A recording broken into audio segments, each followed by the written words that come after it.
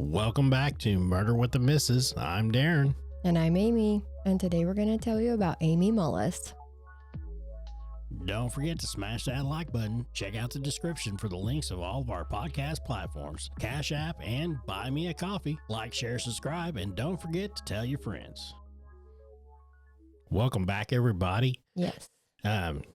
We have been getting a lot of subscribers in. Thank you. Thank you.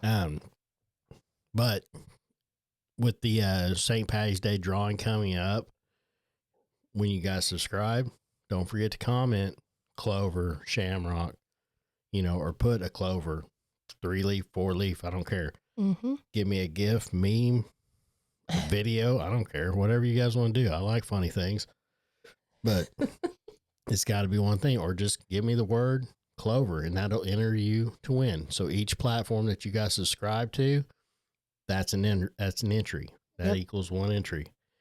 And then whenever we do the live, that's going to get you, when you guys show up, I'll see you guys up on the screen and everything. That gets you 2 more. Yep. Those. Yep. And so it's courtesy of mylaundrysolutions.com. We're going to go live this Saturday, which is March 15th at 7 p.m. Central Standard Time. We're going to cover a St. Patrick's Day case too. So we're going to do that and pick winners, I guess, throughout the live. Yeah, I'm going to try to do, we're going to do a little drawing, or we're going to spin the wheel, or we're going to figure out something. I got another week to figure this out. But once we pick the winner, basically all you got to do is give me your cash tag or whatever, however you want it, and drinks on us. Drinks on us. We're going to send it over to you, and then you guys can have a great time. Yeah. And so it's 5 lucky winners are going to win $50 cash. Well, and it's $50 electronic USD. Cash. Yeah. $50 American dollars. So if you guys are overseas or, whatever, I mean, it's just, it might convert different. Whatever it converts to. I mean, I know 50 should be 50, but I don't know. We don't have doubloons. I don't get out of the States very often, so. Ever. We've never been out of the States. Yeah. So we're going to do that. Like we said, get all your entries in, get everything going. You've only got a week left. But yeah, you can message us, or we'll try to get a hold of you so we can get your cash tag and get you some money sent out to you. Yep. So here you go. All right. Yeah. So make sure you guys join us on that live. Yeah. Get that green. Get that green for St. Patrick's Day. For you need green. St. Patty's Day. On to the case. Yep. Let's see it. Now, this is an older one, but it's also a current one at the same time. Some of you may have already heard of this one. It's kind of hard to forget. Mm-hmm. And it's another one that sticks out. And this has already been on trial, so it will have a conclusion. Or will it? Because it's been back in court in the last couple of weeks. Yeah. Yeah. Cue music. Yeah. It's been back in court the last couple of weeks, so now we're going to talk about it. All I have is banjos. Okay, skip it. Yeah, so we can't cue that. Veto. Now, Todd was raised farming, and he loved it. So much so that he bought his own farm in 1999. Now, this is in Earlville, Iowa, and you've spent quite a bit of time in Iowa, so you probably know that it's pretty farm heavy around there. Yep, lots of corn. Lots of crops, lots of farmers. Corn, lots of corn. Just corn is life in Iowa. Yep. But farming is life to a lot of people, and Todd was no exception. In 2003, he met Amy at the Delaware County Fair, and they hit it off and got married in 2004. Now, Amy moved out to Todd's farm with him, and they would go on to have 3 kids. Amy would help at the farm, but she worked as a nurse at Regional Medical Center in Manchester. Todd was pretty busy because he would end up owning 3 farms and part of another one. So did he have crops, or did he have animals too? Well, he had a little bit of everything throughout the years, but he was currently doing crops and hogs. They talk about hogs all the time, so. Hog farmer. Yes. Now, between his stuff, his brothers, and his dad's, they did a lot because they would help each other out on each other's farms because they lived very close to each other, and that's just what you do around here. Mullis Farms, the one that Todd and Amy lived on, had 2 big hog barns, a big red shop building that they used for like farm equipment, a small red shed, some silos. You get the idea, farm shit. Now, it was in 2013 that our story takes a turn. Amy had an affair with someone that she met at work. Of course, this caused problems in the relationship, But a friend of theirs suggested that maybe they should just try some counseling instead of breaking up. And that seemed to help because they ended up staying together. But things were quite a bit different moving forward. Todd had always been more of a homebody. Of course, farming is hard work. Most farmers are working 7 days a week and all day long. They usually farm, eat, and sleep, especially during harvest. Amy, though, she liked to be out and about. But after the affair, she quit her job to be a stay-at-home mom. Now, she did still leave the farm to do things, but she spent a lot more time at home. This is obviously something talked about in court because some people said that this was Amy's choice. She did it to focus on the kids, her relationship with Todd, to help with the farm, all the things. But some say that it was not her choice, that this was a stipulation of Todd's because of the affair. That now, when she did leave the house, he actually timed her. Like, if you're going to the store, it should take you this long to get there, this long to get home, shit like that. 30 minutes. Exactly. Yeah. And she had to keep him up to date on where she was and who she was with at all times. Amy allegedly told friends that this was Todd's requirement. These friends nicknamed her Pot for prisoner of Todd. Well, that's just messed up. Yeah. But and it's too much work. That's a lot of work. Keeping up with somebody like that. Yeah. I mean, why not just get divorced and just be done? I mean, yeah. At that point, I mean, he obviously he didn't trust her. Obviously. So. And once the trust is gone. Yeah. It's like, why continue to live like that? What's the point? Was he afraid of losing part of his farm? Funny you mention it. No. Because someone's always going to be miserable in an instance like that. And Todd's mom said that he really wanted to make it work. And she knew that because he told her, I'm not going to lose my farm and what I've worked for. And there it is. There it is. Yep. He didn't want her taking half of everything. And it may not have even been half realistically because Iowa is not a 50-50 state. It's an equitable distribution state. So they look at what's fair. But it is also a no-fault state, so her affair wouldn't have counted against her. He just didn't want to part with any of his property, and so divorce was not an option for Todd. Now, we're going to go jump ahead 5 years later to 2018. This year was full of trouble. Todd was looking at the phone bill when he noticed that Amy had a lot of communication with Jerry. Now, Jerry was the field manager at Mullis Farms, and he helped oversee the hog operation. He is married with 2 kids, but Todd couldn't understand why he saw 128 text messages between Amy and Jerry. So he started asking questions. Amy said it was all farm stuff and kids' activities. I think their daughters were in gymnastics together or something like that. But Todd confronted Jerry. And he denied anything nefarious. Nothing's going on. Sleep with Amy? Gross. Never. Wouldn't touch her with a 10-foot pole, Todd didn't like that answer, so he went to Jerry's wife. But she didn't believe it either. I mean, her and Jerry have a happy marriage. There's no way he's having an affair. So they were having an affair. And we know that now.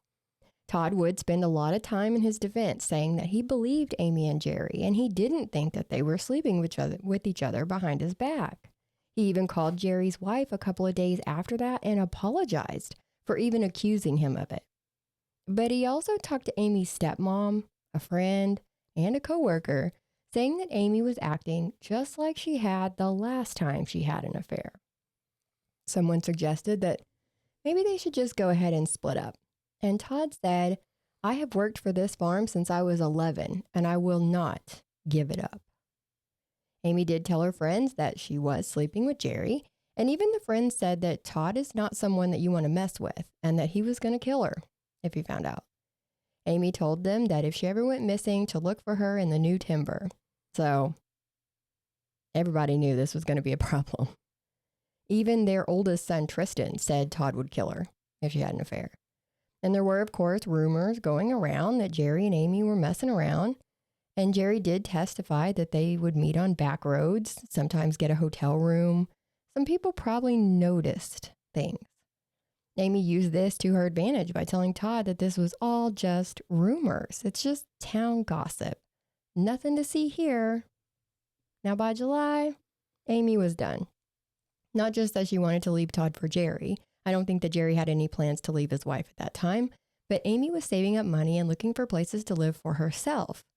She said Todd didn't want a divorce because he would lose half of everything, and that was socially unacceptable. I mean, people get divorced all the time. All the time. Yeah. But they talked about him being worried that he would be looked at like he was a failure or something. But then her grandmother passed away, and she had her brother store Grandma's plastic-covered couch, I'm assuming. She had him store all of her furniture so that she would have something when she left Todd, something she could use. Shortly after that, her uncle suffered a brain bleed, so she was spending a lot of time helping take care of him, and she was away from the farm. And that made Todd stressed out because he had hogs going out, he had piglets coming in, he was picking up the slack with the kids, and it was during harvest. A month later, so this puts us at November 6th, Amy had a procedure done. Now, there was a lot of question as to what she really had done, but it was supposed to be an ablation. So according to Todd, she had heavy menstrual cycles, and this was to help with the bleeding. It was an outpatient procedure, so Todd took her to the hospital, brought her home the same day, and she was under a 10-pound lifting restriction, but she was at home and resting for a few days. On November 10th, a friend texted her to check on her, and Amy responded, "Thanks. Okay. Things still very tense around here. Just not sure of anything anymore." So, sounds like things were not okay at home. That morning, Todd and their oldest son, which would be 13-year-old Tristan, left the farm to go check on some hogs. Amy cooked breakfast while they were gone, so they ate when they got home. And then Todd and Tristan went out to the hog barn to get it ready for those piglets that were coming in. And Amy wanted to help, so she went with them. Now, these hog barns are about 100 yards long, so the length of a football field. They're big. You might be able to see them in the pictures. They're the two long white things at the bottom of that picture on the screen. And they gave Amy the duty of cleaning the light fixtures. She texted Jerry at 10:12 a.m. saying, "Do you know what I'm doing today? Cleaning fucking light fixtures in the barn. WTF." She asked to help, and now she's complaining about it? Yeah, that's what they say. Now, I don't know what she wanted to do, but she was pushing it, being out there to begin with, unless she didn't ask to help. You know what I mean? Maybe she was asked to help. Maybe somebody told her to come help. So that's up in the air. A few minutes later, they all went to the North Hog Barn. Todd was setting up nipple feeders in the pens. Tristan was bringing heaters from a storage area to the pens, and Amy was still cleaning light fixtures. She was balancing on a 5-gallon bucket and kept having to get down and kind of recalibrate because she was having dizzy spells, so she was unsteady on that little bucket. They're not very big. Yeah, I mean, she should have been in the house. I mean, she wasn't ready to do all that. It sounds like it. It sounds like she was not back to normal yet. But according to Todd, she wanted to be out there, and they would tell her to go inside, but she wouldn't do it. So Todd suggested that she go and get the pet carrier out of the red shed instead. They were going to be using the skid loader later, and they would have to move some equipment in and out of the shop building to get to it. And they had some orphaned kittens that they didn't want to get hurt. So the idea was to put the kittens in the pet carrier while they moved the equipment around. Now, the pet carrier weighed about 10 to 15 pounds. So he told her to either take it to the shop building across the yard, or if she couldn't carry it, to just leave it outside for them. And then she needed to go on in the house with the 2 younger kids. So Amy headed out. Todd and Tristan worked in the barn for about another hour and a half together. Tristan took over cleaning those light fixtures. And he initially told the police that he was with Todd the whole time. But eventually he did say that he went and got a drink in the small office a couple of times, and he couldn't say how long he was out of Todd's sight for. But he did eventually see that the pet carrier was not outside. So Todd told him to go get it out of the shed. So how did they know it wasn't in the shop? Exactly. I wondered that too. He told her to take it to the shop building or leave it outside. So why immediately think that it's still in the red shed? It's just something else to keep in mind. Tristan goes into the shed and then yells for Todd. Amy is on the ground, face down, in what's described as like a fetal position, but on her knees, her arms under her, face is on the ground, and there's a corn rake sticking out of her back. A corn rake. A corn rake. Tristan checked for a pulse and to see if she was breathing, but Amy was unresponsive. Todd ran over and told Tristan to go get the truck. Now, this is a very cramped area. There are totes and big augers around, so Todd can't move her with that rake sticking out of her back. So he leans her against his arm and with his other arm pulled the rake out of her. With one hand. With one hand. Was it, all the way through? The tines were sticking out of her chest. It was all the way through. Tristan had come with the truck by this point, and he says that he did see Todd pull that rake out of her. He got in the passenger side of the truck, and Todd put Amy on Tristan's lap, then jumped in the driver's side and headed towards the hospital. He called 911 on the way at 12:01 p.m. He told the operator that Amy fell on a corn rake. She told him to pull over and start doing CPR. Tristan got out of the truck and stood by the road to flag down the first responders while Todd laid the passenger seat down and started doing chest compressions. In the truck? Inside the truck, yes. Now, a deputy arrived on scene and took over CPR. An ambulance got there along with some bystanders. And that's when Todd realized that he had left the other two kids at home. So he called his mom to go over there. Now, I mentioned earlier that they live very close to each other, and his whole immediate family lives within 3 to 5 miles of each other, so she could get there fast. One of those looky-loos took Tristan back to the house with the cops so that they could take a look at where this happened. Another person drove Todd to the hospital. Amy would sadly be pronounced dead at the same hospital that she used to work at. The medical examiner noticed that Amy had injuries to her chin, her cheekbone, knees, and the knuckles on both hands. Her chin had both crushing and scraping components, but there was no debris in the wound from hitting a surface. Now, because Todd had said she fell on a corn rake, the ME asked to see it. And this is when he noticed a pretty big problem. The corn rake has 4 tines. That's typical. That's typical. Yeah, and I want to pull up the case pic. Yeah, pull it up so you can see it. So the corn rake is in the bottom. If you're watching the video, it's at the bottom of the case pic here on the right. So you can see it. It has 4 tines. Yeah. Tell me why she had 6 puncture wounds in her back. Oh. So did it twice. Mm-hmm. It's actually 5 in her back and 1 kind of over to the side.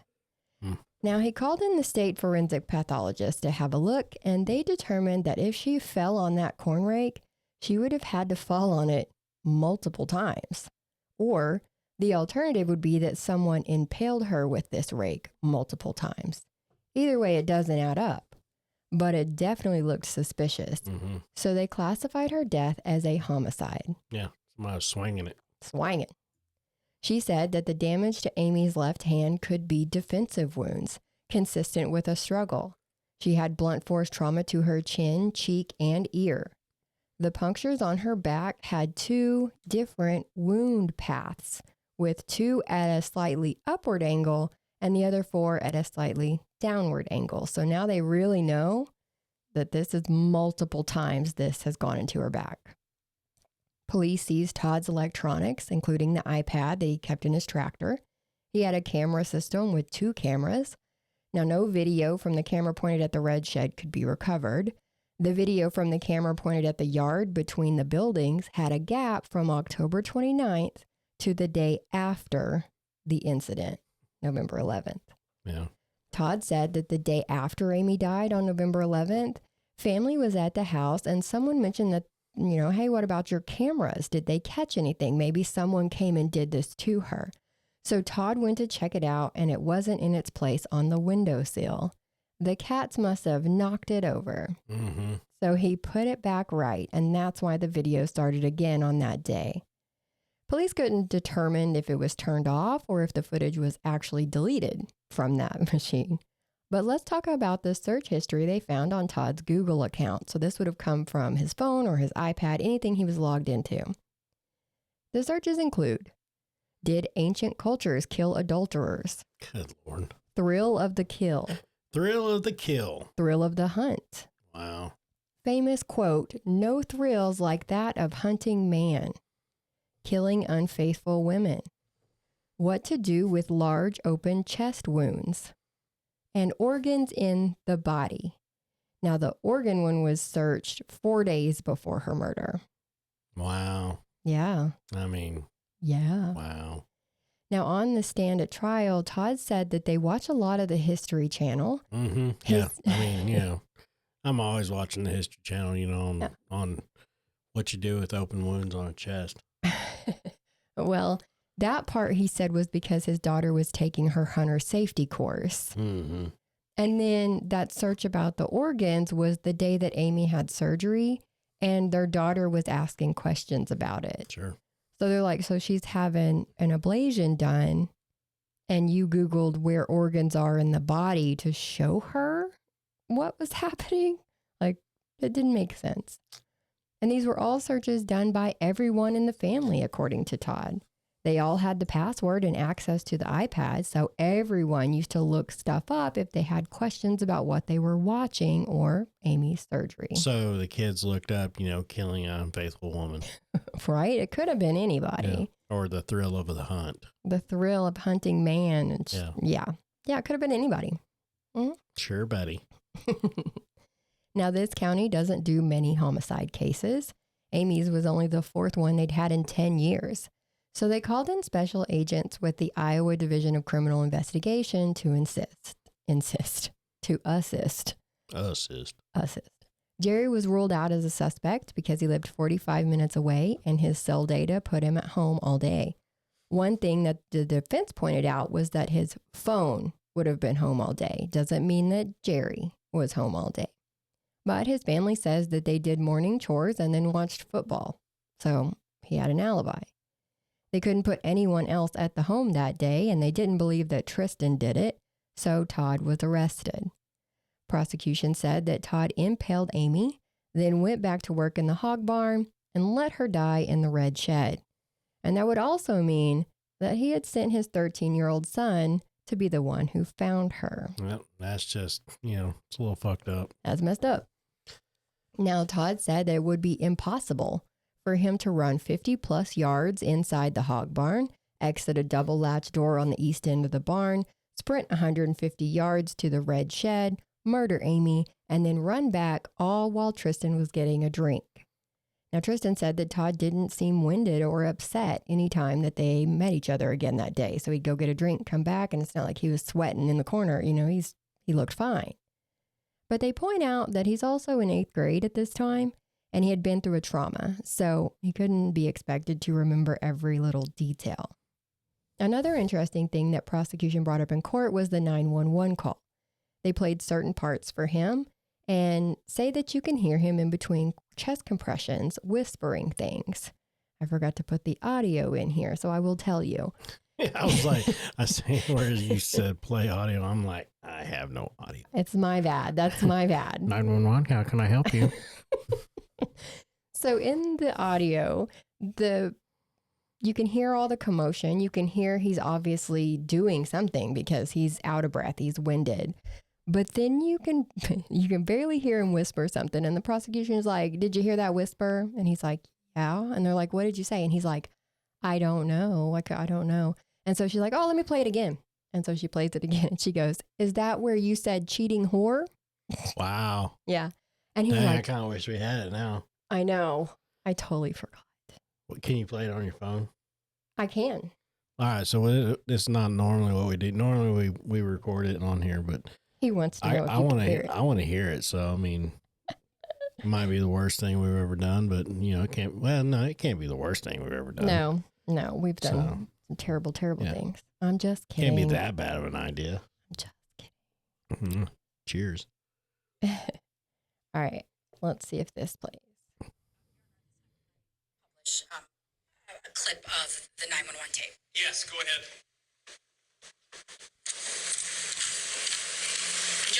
Judge, this is State's Exhibit number 2. Now, Todd, here I'm gonna play you the part where you're doing the chest compressions, and I'm just gonna ask that you listen in between the chest compressions, okay?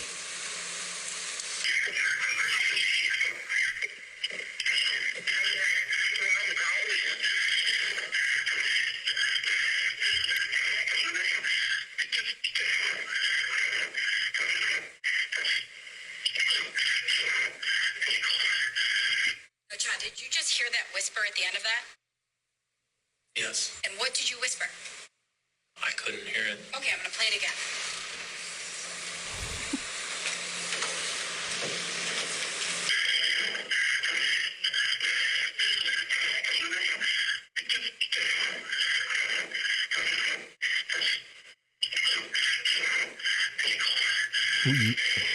Todd, do you whisper cheating whore right there? No. So you don't remember what you whispered? No. Okay, I'm gonna play another clip for you. Wow. Hang on, there's more.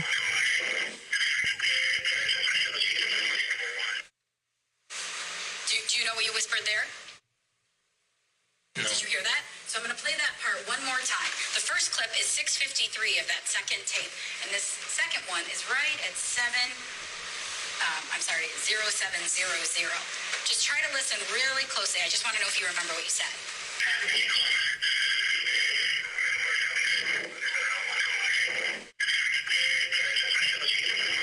Right there, do you say go to hell, cheating whore? No. So you don't hear that? No. You didn't hear at 6:53 cheating whore. Good night. You didn't hear that. I didn't hear that word. And it's right at that, after you hear a ping, you don't hear go to hell, cheating whore. No. What the hell? Yeah. Oh my gosh. Yeah. Yeah.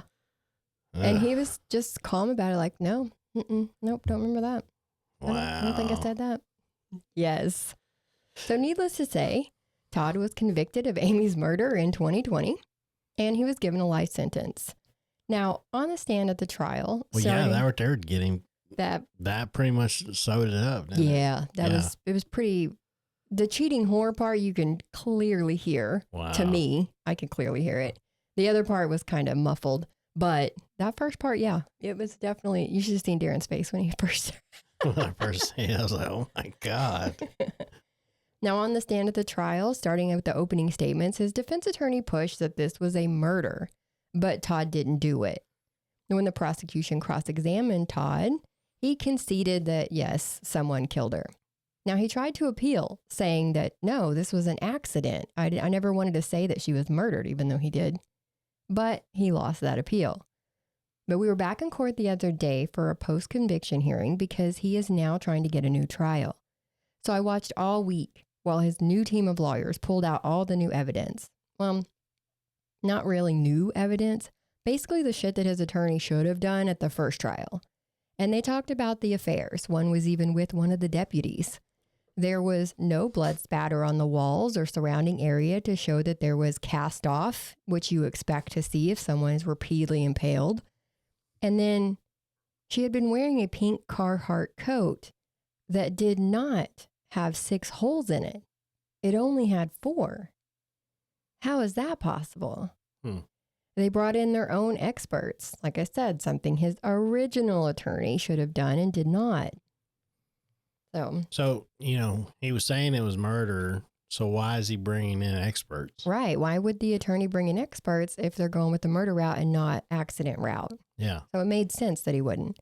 And that's the point that they're pushing to get ineffective counsel for his first trial.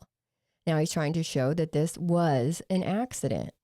Todd's sister testified in the recent hearing that the OG attorney didn't even tell them that this was the defense he was putting on. It was like a surprise to them when he brought it up in his opening statement. Even Todd was surprised.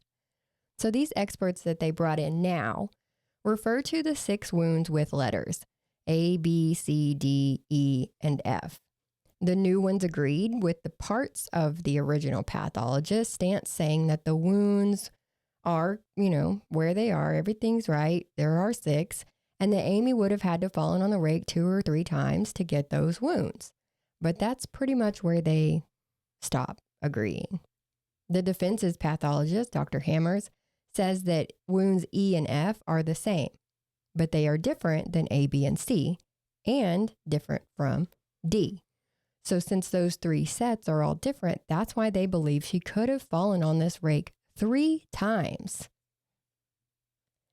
Now, D was a little bit of the odd man out because there's literally, it's on kind of her side, and there was no defect in her gray shirt that she was wearing where D would have been on her body. So there's no hole in the shirt, but there's a hole in her. Tell me how. Now, Dr. Hammer says that the injury to the jaw, she had a huge, that was a big thing, could have been from her chin being against a hard surface for a period of time. Like she was laying in kind of a fetal position with her face on the floor. So they're saying that could have caused it. It's like a pressure mark. And that the bruising on or behind the ear could have been caused by the multiple earrings that she was wearing that day. The eye damage could have been caused by life-saving efforts. I don't understand that one. Maybe somebody can explain that to me, how your eye gets damaged from CPR, but okay. Was it like blood vessels? No, it was like the eye, it was like almost like she had been hit. Yeah, so they were like, how? And the damage to her hands, remember she had knuckle damage on both hands. They said that that was from her cleaning those light fixtures.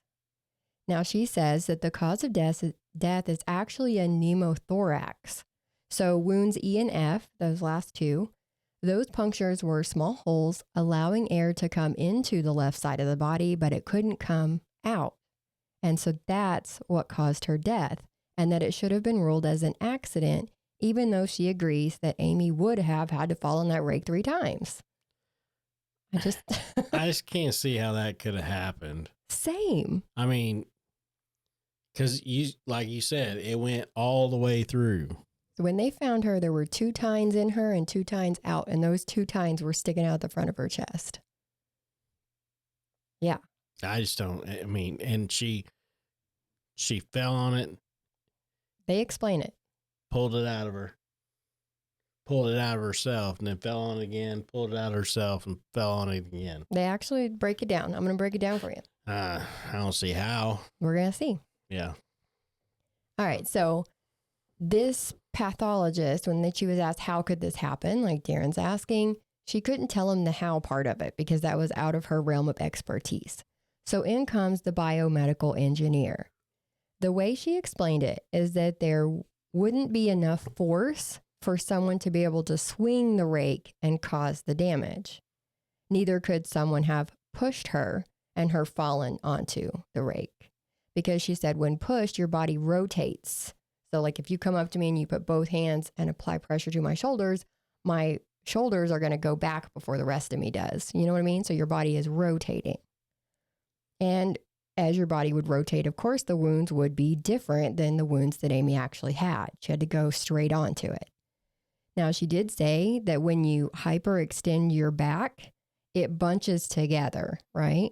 So then if you're punctured one time, it can actually make more than one mark when you straighten back out and flatten your back out. Okay. So her theory is that she fell onto the rake and got wounds A, B, and C. Then she had to try to roll over because the rake handle is down her back and onto her butt. So she couldn't have bent to get up any other way. As she rotates to the side, C came out and caused D because it's on her side. Now she could have tried to pull the rake out, like Darren said, as indicated by the blood that was on her hand and on the handle of the rake. Now, as she's trying to pull it out, it changes the direction of the tines. Then she collapses or falls again, causing wounds E and F. And that's how she was found, with E and F still in her. Now, because A and D, or A through D, were slightly downward and E and F were slightly upward, that's why they think she got it partially out, but then fell back onto it, which would also explain why there was only 4 marks on the coat, because she wouldn't have been able to pull it all the way out of her. And so the initial 4 would be the only marks on the coat. Does that make sense? Sure. Right. Now, like I said, I watched this trial all week and last Monday. And the takeaways for me were that I'm not a fan of this judge, that you can find an expert for just about any damn thing, and that Todd, I think he actually has a good chance of getting a new trial. Yeah, but see, I just don't understand how you said that they couldn't swing. That according to the biomedical engineer. I mean, if you look at this picture, it's hooked. So yeah, they come up. So they come up and they're hooked like this. Yes. Which means you can. Right. You know what I mean? You could, but they're saying there would not have been enough force because, I mean, it literally went through her breast implant. So, I mean, it had to go all the way through. I mean, you know, I don't think it's unheard of. Or it was hanging up and he grabbed her, picked her up, and. Yeah, but then that would be one. Then how'd the other marks get there? And then maybe she fell off and then he. Left her. He could have done that and then left her. Yeah. And then she could have tried to get herself up and caused all the other damage. That could have happened. Yeah. Because he had just found that rake in the yard like a week before that and put it in the shed. Yeah. Well, I'm convinced that he was swinging that thing. So the biomedical engineer claims that it would have to be laying down and then she would have had to have fallen onto it. And then it happened the way she said it. Well, then he picked her up and slammed her down on it. Or he picked her up and slammed her into it. Yeah. I don't know. This one is one of those things that immediately my brain goes, no, she didn't do this to herself. Yeah. But does your brain immediately go to on a 911 call and be like, yo, you cheating whore? Nope. You cheating whore? No. No.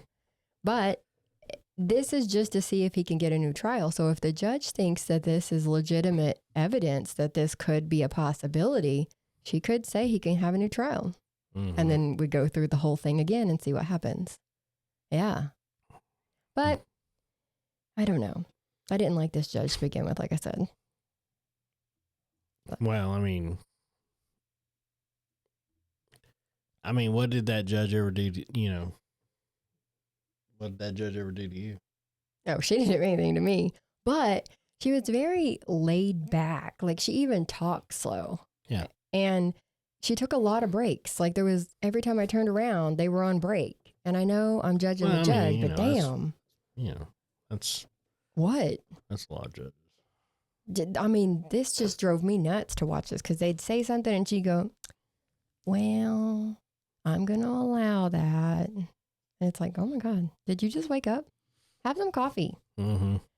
Anyways, it's really hard to get a new trial, but his lawyer in the first trial didn't seem to do him any favors. He did go with this being a murder, and Todd did admit to the prosecutor that someone did do this to her. So the judge could say that he went along with it. But, kind of like you get what you get and you don't throw a fit. But this new herd of attorneys came with receipts. Like they had emails and shit from Todd to the attorney saying that they needed experts for this and that. So that makes it look like he was trying to show this was an accident. Mm-hmm. So I think it really could go either way. Yeah. Yeah. Whatever. And like I said, we don't know anything until they meet back up on April 8th at 4:30 to do the final briefing. I was so pissed because after all that, they're like, all right, see you in a month. I need closure, damn it. So I could have waited for another month to do this case, but now that I'm back to being all involved in it, I wanted to tell you about it. So here we are. Yeah. Well, we can always do an update in April. Yeah. Yeah, we'll probably do that. We'll just come back. We'll see if, they have more 911 calls come up. That really got him. Yeah. Because if she says no, then it's no big deal. This is over. He's going to stay in prison. But if the judge says yes, then it's going to be a little bit before he actually gets his trial. So either way, we're caught up, right? That's how I'm going to look at it. Yeah, for now. For now. Now I know how Darren feels about it. I can already tell. I could tell through this whole thing. Yeah, it's just stupid. The dude felt the type of way. I understand that. Whatever, but Yeah. That farm isn't everything. Obviously, you built that farm. Right. You could start over. He's got 3. Yeah. Or you know what? You could just buy her part out. That's probably all she'd want. She don't want to farm. Yeah, I mean, obviously she didn't want to do the bulbs and stuff. So I mean, She was not about that life. You could offer her so much money and been like, all right, Exactly. see ya. Exactly. People do it every day.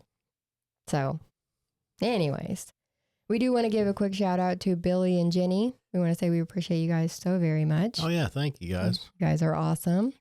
Now, if you like our content, please subscribe, like, share. We do have a Cash App, which apparently is hard to find. I tried to change it to hashtag MWTM pod because I don't think that they like the word murder being in our hashtag, and that might have been the problem this whole time. Or you can try our email at dna.truecrime@gmail.com. And if you're having trouble, just message us and we can send you the link, or the link is also in the description on our YouTube and Facebook channels. Yeah, or we also have Buy Me a Coffee at buymeacoffee.com/MWTM. And don't forget to tell your friends, as always. As always. And that's it. Sorry. I was reading past the end and everything, and it was like, it says like court docs, and It's my sources, my list of sources. I thought there was more. Anyway, that was funny. All right. Well, thank you guys for watching. And don't forget to make sure that you guys subscribe. Put me that clover, that shamrock, that 4-leaf, that 3-leaf. I don't care. That funny Give me gif. a GIF. Give me a meme. Mm-hmm. Enter to win. Tell your friends to enter to win. See you on the live. Till next time. Bye.